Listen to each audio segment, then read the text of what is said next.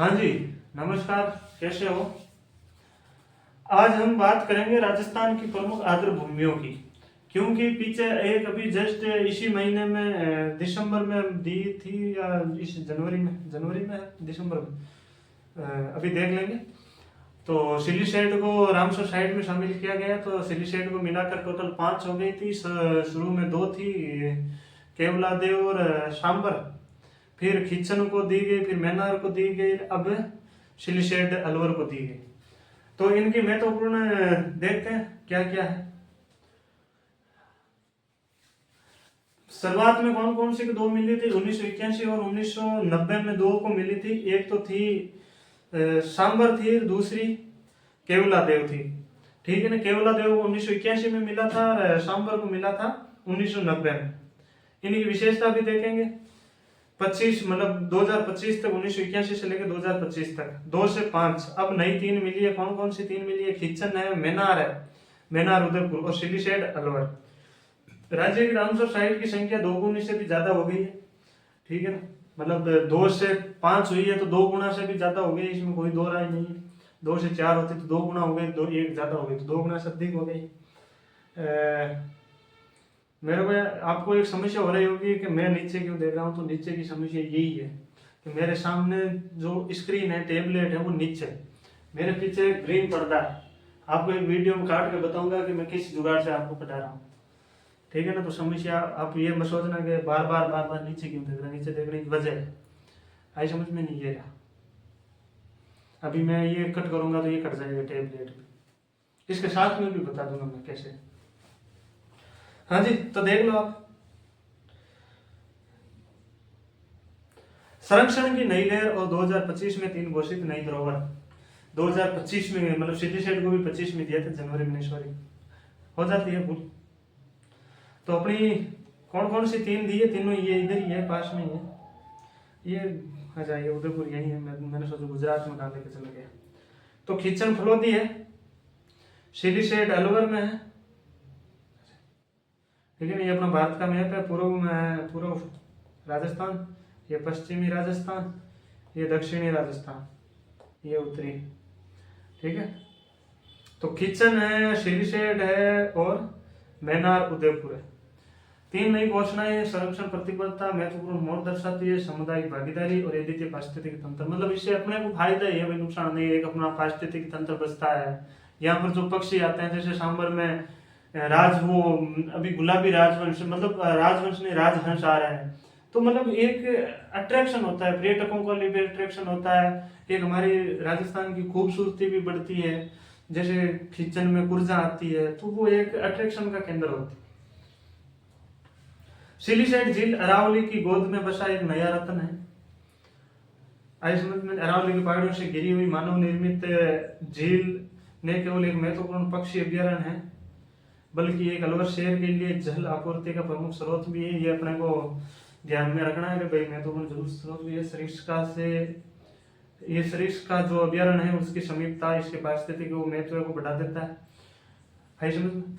घोषणा की बात करें तो दिसंबर 2025 में भारत की 6वीं 96, मतलब भारत की 96 भी है, राजस्थान की 5वीं। स्थान की बात करें तो अलवर है, सरिस्का टाइगर रिजर्व का बड़ा मतलब बफर जोन है। मतलब सरिस्का जो टाइगर रिजर्व है ना, उसका बफर जोन में आती है। निर्माण की बात करें तो निर्माण हुआ था इस सिलीशेड झील का 1845 में। 1845 की बात करें, आप देख लेना, हुआ 1845 विनय सिंह द्वारा। किसके द्वारा? 1845 में विनय सिंह के द्वारा। जैव विविधता की बात करें तो 150 पक्षी है। 150 मतलब 150, 150। मेरे को बोलने में थोड़ी समस्या होती है क्योंकि मैं मारवाड़ी या राजस्थानी भाषा का शौकीन हूँ। राजस्थानी में बोलने का पसंदीदा मेरी पहली प्राथमिकता रहती है। लेकिन अभी मैं यहाँ राजस्थानी बोलने शुरू कर दूंगा तो सबसे बड़ी दिक्कत आएगी, सर हमें आपके कुछ शब्द समझ में नहीं आता। तो इसीलिए हमें अपनी मर्यादा में रहकर आपके लिए क्लास में रिकॉर्ड करना पड़ता है हिंदी में। तो कुछ शब्द आते हैं और इंग्लिश से तो हमारा नाता ही खत्म है। लाएंगे धीरे धीरे, क्योंकि हम अभी इस फील्ड में आ गए तो नाता खत्म करने से चलेंगे नहीं। हमारे पास में सारे विद्यार्थी रहेंगे तो कोशिश करेंगे, सीखने का प्रयास करेंगे। 17 प्रजातियां, 150 प्लस पक्षी, मतलब 150 प्लस पक्षी प्रजातियां और 17 स्तनपायी प्रजातियां। ठीक है ना, बंदर है, शेर, भालू, जो भी है, ये मतलब कितनी 17 और 150 से ज्यादा पक्षियों का यहाँ पर आवास स्थल है। कौन सी झील में? सिलिशेट झील में। भाई कुछ खासियत होती है तभी सूची में शामिल किया जाता है, वरना हमारे घर के सामने जो कीचड़ का तालाब होता है या गांव के आसपास में होता है उसको तो नहीं करते। वो भी एक हमारे गांव का पारिस्थितिक तंत्र होना चाहिए, ऐसी व्यवस्था होनी चाहिए। ये हमें गांव के आसपास के लोगों को सोचना चाहिए, उसको कैसे डेवलप करें, उस कीचड़ में गंदगी कैसे हटाएं। जागरूकता धीरे धीरे आएगी। अपन क्या सिर्फ प्रशासन पर थोप देते हैं क्या? नहीं, अब हमारे तो कीचड़ है तो ये प्रशासन ही करेगा, ये कचरा फेंका है तो प्रशासन ही उठाएगा, ये नहीं होना चाहिए। ये जब हम हटा देंगे ना अपने आप में तो सब कुछ सही होगा। अब समस्या ये है कि सब कर रहे हैं तो मैं भी कर लूं, सब यहाँ कचरा फेंक रहे हैं तो मैं भी फेंक दूं, तो वो होता है तो मैं क्यों करूं अकेला? ये सबसे बड़ी समस्या है। शुरुआत आप है ना, एक चीज देखना, यदि आप गांव में कहीं खड़े हो यार, आप कचरा चुप के साइड में फेंकने लगोगे ना तो 2 दिन तो लोग हंसेंगे कि इसका दिमाग फेल हो गया। तीसरे दिन वो लोग भी सहयोग करने आ जाएंगे, धीरे धीरे वहां खड़े रहेंगे, वो भी आ जाएंगे कि यार नहीं, बंदा कुछ तो सही कर रहा है। तो वो बात है कि जब शुरुआत करोगे तो आपको अकेला करो, डर नहीं होना चाहिए, चाहे किसी भी फील्ड में चले जाओ।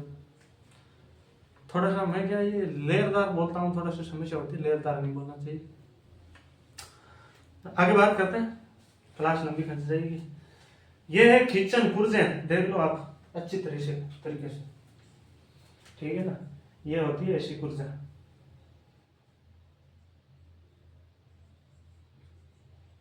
ऐसे झुंड के झुंड आता है। आगे बात करते हैं, यहाँ समुदाय और कुर्जा एक कहानी लिखते भी है। यहाँ सर्दियों के मध्य एशिया से हजारों कुर्जा पक्षियों का स्वागत करना गांव का सामूहिक संरक्षण का एक असाधारण उदाहरण है। मतलब जैसे ये नहीं है कि कुर्जा आगे अपना जो भी आवास करना है वो करके चली गई या अपना समय व्यतीत करना है वो करके चली गई, नहीं। यहाँ कुर्जा आती है तो उनको एक मेहमानों की तरह, हमारा राजस्थान का है, आओ नहीं हमारे देश पधारो ना, वो एक अपना स्लोगन भी है। तो ये मतलब हमारी एक परंपरा से जुड़ी हुई चीज है, तो हम इनको मेहमान मानते हैं, इसका स्वागत करते हैं, इनका खाना पीने की व्यवस्था करते हैं, ठीक है ना। ये हमारी इस गांव की विशेषता है जो दर्शाती है कि भाई हम एक पक्षियों को भी मेहमानों की तरह रखते हैं। यार हम कितना पर्यावरण के प्रति सोच रखते हैं, कितने निश्चिंत रखते हैं, ये हमारी इस गांव की सोच देख कर पता चलती है, ठीक है ना। ये स्थान एक अनूठा पक्षी तीर्थ बन जाता है जहाँ लोग देखने के लिए आते हैं। मतलब कहने का मतलब वही है कि ये पर्यटक स्थल बन जाता है। और सर्दियों में देव पक्षी आप सांबर में चले जाओ। घोषणा की बात करें तो घोषणा जून 2025 में हुई थी। प्रसिद्ध कुर्जा डेमोशियल क्रेंच के लिए विश्व विख्यात है। संरक्षण समुदाय द्वारा और संचालित चुगागर यानी दानागर।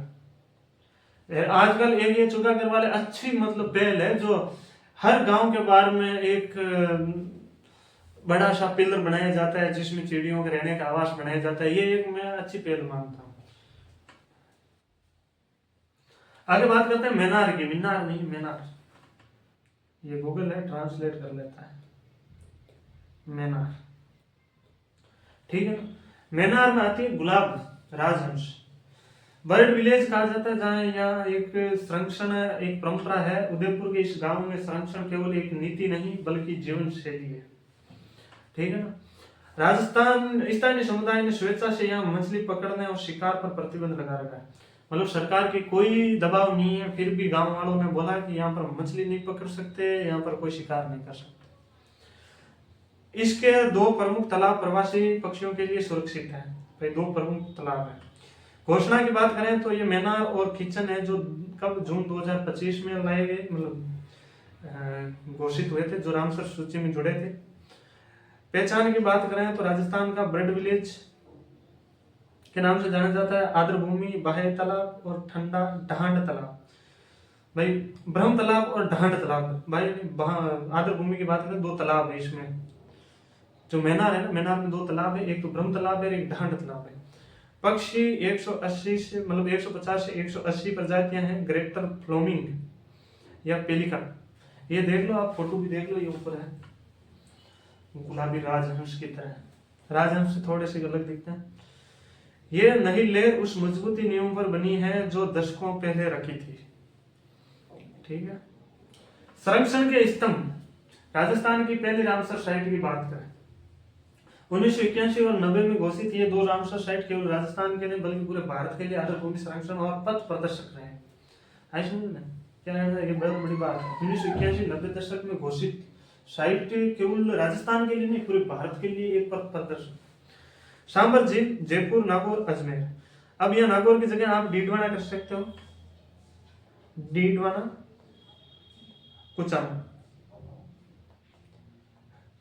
आई समझ में। अब नागौर नहीं लगता। केवलादेव घना राष्ट्रीय उद्यान कहां पर है? भरतपुर में। आपका सहयोग रहा तो ऐसी बहुत तगड़ी तगड़ी क्लासें लेके आऊंगा, तगड़ी तगड़ी मतलब जोरदार जोरदार अच्छी अच्छी। लोग देखते रहेंगे, समय के साथ में देखते जाओ। अभी क्या है, पैर रखा है ना, तो आगे देखना। पैर रखा है, जो चीज छोड़ के आया हूं ना, वो मतलब दिल पे पत्थर रख के छोड़ के आया हूं, तो सोचो मैं यहाँ पर वापस खिसकने के लिए तो नहीं आया था। पहले जब मैं जिस फील्ड में अपनी तैयारी करता था ना, तो ये सोचता था कि भाई नहीं हुआ तो पटा लेंगे, दूसरे फील्ड में चले जाएंगे। अब मैंने उसको छोड़ के आ गया, छोड़ा तो नहीं हूँ, मैं चल तो रहा हूँ भाई, ऐसा नहीं है मैं एग्जाम नहीं दूंगा, लेकिन फिर अब मेरा टारगेट प्रायोरिटी ये रहेगी, अब वो सेकंड पर है। लेकिन अब जो सेकंड पर था फर्स्ट पर आ गया ना, तो अब सेकंड वाला अब कोई है ही नहीं, अब यही फर्स्ट रहना चाहिए। तो अब देखना, अब मेरी मेहनत और आप लोग देखेंगे रिजल्ट, जल्दी मिलेंगे रिजल्ट। ऐसा नहीं है कि मैं सिलेक्शनों की बातें कर दूँ मोटे मोटे, लेकिन मैं जो सब्जेक्ट पढ़ाऊंगा ना, उसमें आपको बहुत अच्छा करके दिखाऊंगा, और आप भी यहाँ करोगे। समय के साथ में सब कुछ अच्छा करेंगे, वादा नहीं करता, लेकिन एक आपको वो कह सकता हूँ कि मैं अच्छा करूंगा, खराब उतरूंगा। देखो समय के साथ में आगे कुछ गलतियां होती हैं, तो आदमी के ऊपर वो गलतियां गिनाई जाती है, अच्छा ही नहीं गिनाई जाती। तो चलते हैं, ये देख लो अपनी सांबर झील की, पहले आपको फोटो जूम करके बताता हूँ। ये ऐसे सांबर झील गुलाबी, अब तो पूरी गुलाबी गुलाबी गुलाबी गुलाबी रंग से रंगी गई है। यहाँ पर इतने पक्षी आ रखे हैं।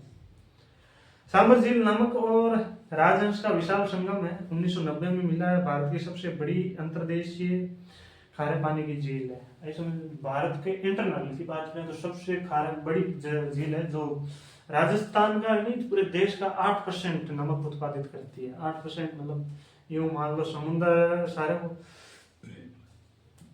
पूरे भारत मिला के 92% करता है, राजस्थान अकेला 8% करता है, तो समझ लो कितने बढ़िया। फ्लेमिंगो राजहंस का दूसरा सबसे बड़ा प्रजनन स्थल है। यहाँ आते हैं, प्रजनन करके अपने बच्चों को साथ में लेकर चलते हैं। भारत के कुल नमक का उत्पादन का एक बड़ा हिस्सा रखता है, यानी 8-9% का हिस्सा रखता है। चुनौती, अवैध बोरवेल अतिक्रमण से पारिस्थितिक तंत्र पर बढ़ता खतरा। हाँ, ये एक चुनौती होता है, कहीं कोई भी हो चुनौती तो होती है। सही रास्ता पर चलोगे ना, तो भी आप कितने भी सही रास्ते पर चलते जाओगे ना, फिर भी किसी को तो चुनौती उत्पन्न होगी, किसी चीज के लिए चुनौती उत्पन्न होगी। आपके लिए तो वो सही रास्ता है, लेकिन साइड में बैठने वाले के लिए तो चुनौती हो जाएगी। तो चुनौतियां तो होती है। केवलादेव घना पक्षियों का स्वर्ग, राजस्थान की पहली रामसर धरोहर कब बनी है? 1981 में। राजस्थान की पहली वैश्विक मान्यता धरोहर है। इतिहास देख लेना आप, आदत नहीं है ना, ये देख लो, पॉइंट देख लो। इतिहास में साइबेरियन का क्रेन का प्रसिद्ध है। ये साइबेरियन, मैं आपके लिए चित्र भी अच्छे अच्छे लेके आया हूँ साथ के साथ में। अधिक प्रजातियां हैं, ये देख लो, लोकेशन देख लो। किचन फलोदी में, सांबर जयपुर में, मैनार उदयपुर में, केवलादेव भरतपुर में, और सिलीसेड अलवर में। ऐसे में पूर्व से पश्चिम, उत्तर से दक्षिण तक ये 5 साइट हैं। विविध खारे पानी जिलों से लेकर मानव निर्मित जलाशयों और समुदाय संरक्षित गांवों तक। ये देख लो, ये आप पढ़ लेना। सिटी सेट 2025 खुर्दा के लिए ये झील और सरिस का बफर जोन है, बर्ड विलेज के नाम से जाना जाता है। ये देख लेना आप। मैं साइड हो जाता हूँ, आप स्क्रीनशॉट ले लेना। संरक्षण की एक नई दिशा, राजस्थान की आर्द्र भूमियों का भविष्य 2025 का विस्तार केवल संख्या में वृद्धि नहीं, एक नई सोच का प्रतीक है, जहां संरक्षण में समुदाय की भागीदारी सर्वोपरि है और आर्थिक विकास तथा पारिस्थितिक संतुलन के साथ साथ चलते राजस्थान की विरासत भविष्य के लिए एक उम्मीद है। भाई विकास और पारिस्थिति को संतुलन रखना पड़ेगा, चाहे कहीं पे भी हो, चाहे मैं तो किसी भी जगह हो, तो दोनों को संतुलन रख के चलोगे ना तो बहुत अच्छी बात है। जय हिंद, जय भारत। अच्छा, एक चीज आपको मैं एक बढ़िया सी और चीज बताता हूँ जो आपके लिए लेके आया हूं मैं। हाँ, करंट अफेयर्स, ठीक है ना। आप देखना कितने खतरनाक वाला लेके आया। ये ऐसे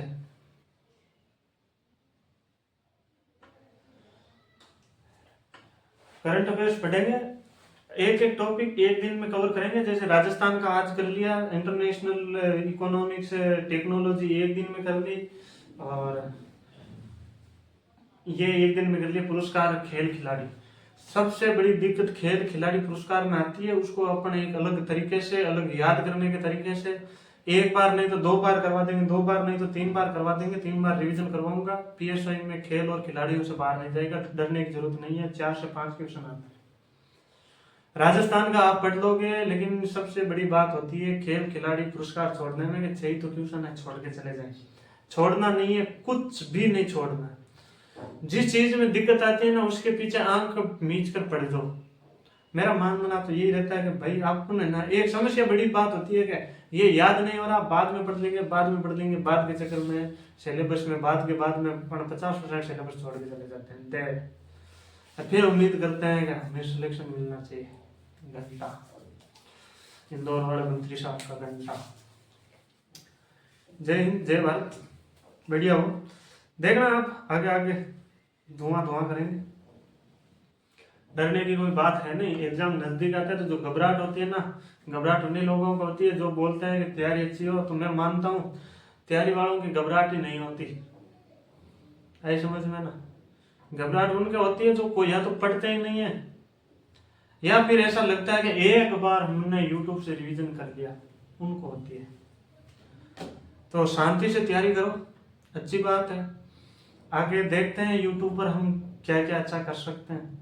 मेरा प्लान है एलडीसी का और वनपाल का कुछ करने का, देखते हैं। जय हिंद, जय भारत।